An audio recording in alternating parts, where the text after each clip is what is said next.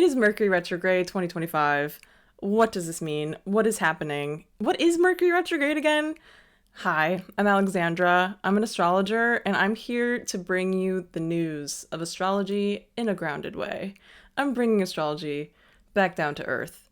I'm sure I'm not the first person to say that, but my goal is to help break down astrology for everyday people and incorporate it in their lives, because it is just a beautiful tool to use to help us with our lives. So let's get into it. What is Mercury retrograde? You've heard it all before. You hear it like every month. Mercury's retrograde. Mercury's in retrograde.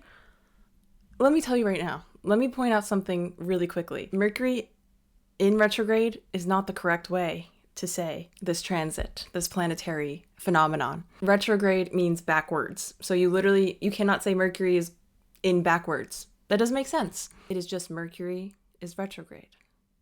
My Virgo rising had to point that out. I'm very sorry. Apologies. I really like grammar to be correct.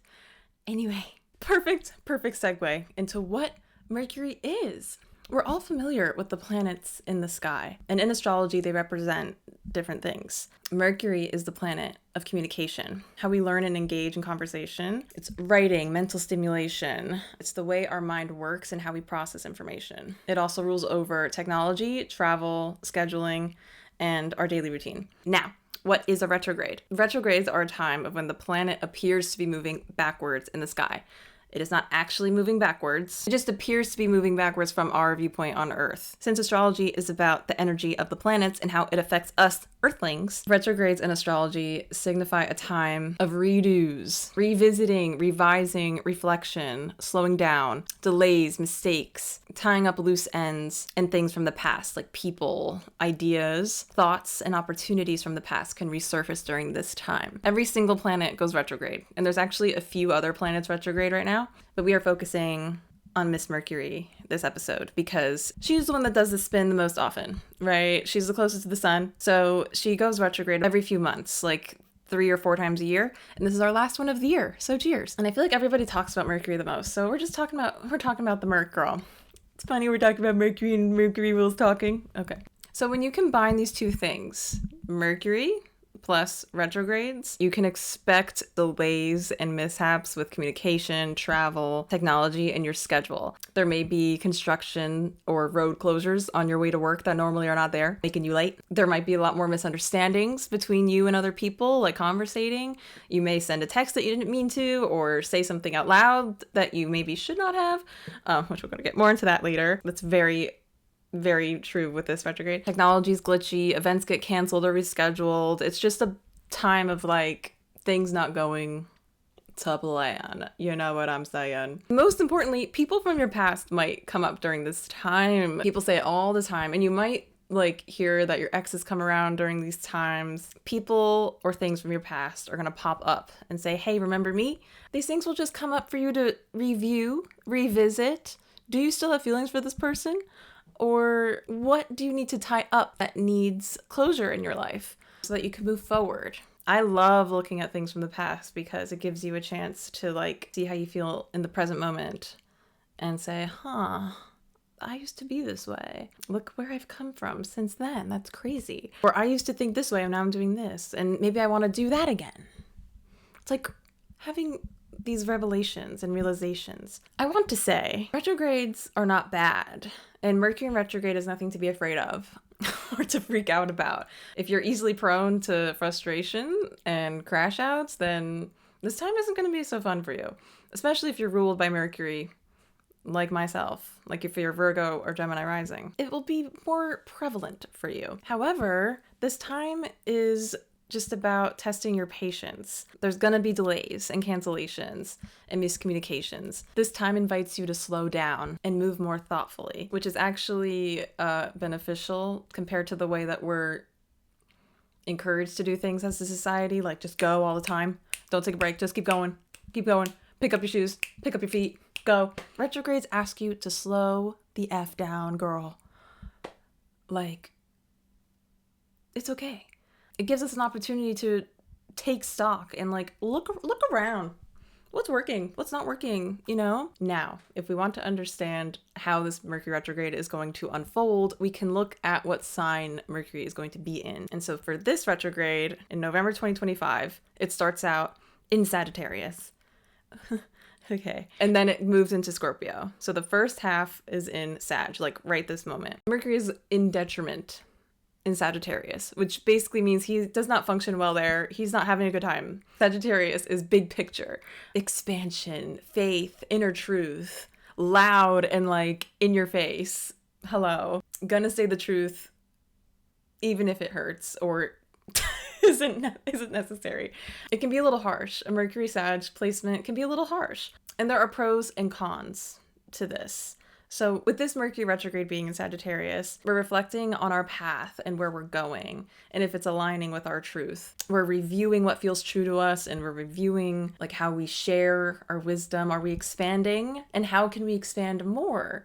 Are we on the path that we want to be on? And if we're not, then how can we like redirect ourselves and get on to the path that is like our highest truth, whatever that may be for any individual. So it's good to think of like you're revising and reviewing big picture things that are necessary. However, we can expect people to be a little more bold in what they say during this time. They can be a little more reactive to your opinion and a little more defensive on how they feel. You might say something and trigger the hell out of someone, and then it will be a battle of me, in my opinion, and then the other person will be like, well, actually, me, in my opinion, because you both feel that it is your deep truths. So conflicts. Sagittarius is really gonna fight.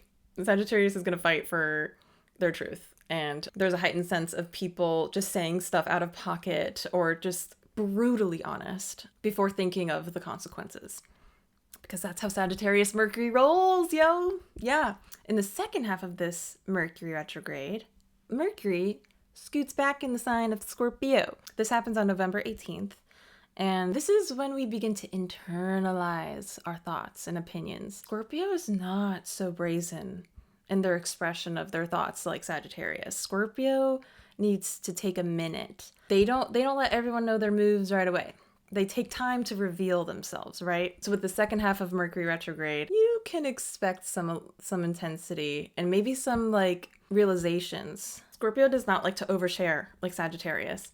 So you could feel some regret over what you did share when Mercury was in Sag. It's really just about like going deeper within your conscious and like being more methodical with how you speak. Being more emotional as well. Scorpio's a water sign. Hello, we're emotional and we're sensitive. You may uncover deep emotional truths and trust things will be revealed to you. If there's anything like a retrograde, it's things being revealed and coming forward. It's just being aware of the shift. With Mercury and Scorpio, it could be like secrets being revealed too, because Scorpio is very not secretive, but very private. Can be secretive. Doesn't want to show, all their cards. So we go from this like loud, dramatic, defensive and reactive energy to more like internal and observant, reflective toward the end. See what emotions are coming up for you once Mercury goes into Scorpio. So with this energy in mind, we have do's and don'ts for Mercury retrograde. Okay? I'm not one of those astrologers that's like, you need to do this. You need to do this, or it's gonna be a real big problem. You're in trouble. I don't care what you do. These are just tips. It's not set in stone. You know what I'm saying? Your life isn't going to get ruined if you do or don't do these things. These are just some things to keep in mind and things that I like to keep in mind during retrograde season. So first, we're going to start with the don'ts. Do not text your ex. I implore you to write them a letter first and wait until the retrograde's over and see if you still want to reach out. Retrogrades have us feeling nostalgic. We are thinking of the past. We are reminiscing. So if you broke up with someone and you're missing them, good. Miss them. Miss them a little bit. And if you still miss them after the retrograde is done, then okay, do it. I'm speaking from experience. It's better in your head, probably. You broke up with them for a reason. Okay? Don't text them. Or do, and see what happens. I don't know. Don't say anything rash. Like, especially with this Mercury and Sagittarius energy, you're just going to blurt out whatever you say. It's really easy to be reactive or defensive with other people, like how you're interacting with them. I implore you, if you can, to bite your tongue. I say this and I totally overreacted to something earlier today. I've been doing that since this retrograde started, about 2 whole days ago. So I say that and I'm not even following my own advice, you know? Like, just keep it in mind. It's like, even if you do, you can text your ex. You can say something rash. You can chalk it up being like, hey, guess what's happening to this guy? It's Mercury retrograde in Sagittarius. Making me so bold. Oh, real quickly, I would like to mention that mutable signs probably feel this the most. So if you're mutable heavy, like myself, and for those of you who don't know, mutable signs are Pisces, Virgo, Sagittarius, and Gemini. I have a Pisces sun and a Virgo rising. So, hey. And I have a Pisces Mercury. So I'm ruled by my Pisces Mercury. It feels like Mercury retrograde every day in my world. So much fun. Can't get my points across. I kind of expect people to just understand what I'm saying when I'm not even saying anything, like wordly. It's miraculous that I'm doing a podcast, really. And also fixed signs for the second half. So Scorpio, Taurus, Leo, and Scorpio, Taurus, Leo, and Aquarius. Y'all are going to feel this as well if you're rising in any of those signs, mutable or fixed.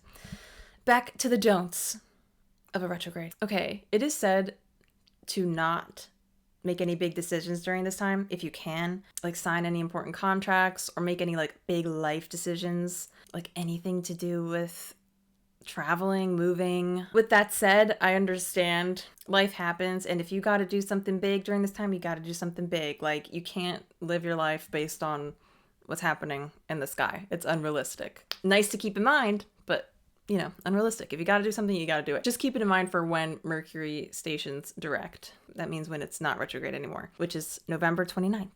Now for my do's for Mercury retrograde. Do reflect on things. Reflect, reminisce. What is coming up for you right now? Reflect on past themes and how it affects you now. Like with this theme of Sagittarius, that could be reflecting on your inner truth or wisdom that's coming to you during this time. Maybe you've reached a stalemate with a project, a creative project, or like something at work. You just kind of, you know, hit a block with it. This is the perfect time to like review those blocks in your life and see which way you want to pivot. Or maybe you have new ideas like coming to you. It's a really good time to revisit old things and create something with them. Just take a look, because you could get some more insight about it now. It's the perfect time to pause, the sacred pause. It's kind of beautiful, because I even know with this, I wanted to make a YouTube, and I wanted to start my astrology channel and do all the things to launch my business and gain more clients. I was feeling really lost. I'm like, how am I gonna get clients? I want to be an astrologer, and I want to make this work. How though? And then I had this idea. Hey, podcast. Hello. Everybody on the freaking internet does it. So why can't I? I have a microphone. You see the microphone. And I have a camera. A hand-me-down camera. Hey, I have a light. Hey. I don't know why. Podcasts seemed easier to me than like, hey guys, welcome to my channel. So anyway, perfect example of a review of a project. I like literally was like, well, this isn't gonna work. Well, I don't know how I'm gonna do that. Hey, we're doing it.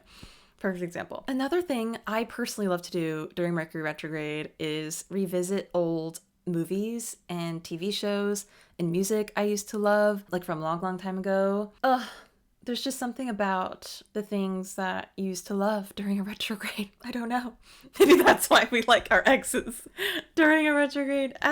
Real growth is when your exes don't reach out to you during retrograde season. That's how you know you snipped all the ties. I'm talking about myself. Okay. If your ex comes back to you, it's not your fault, but I'm just saying.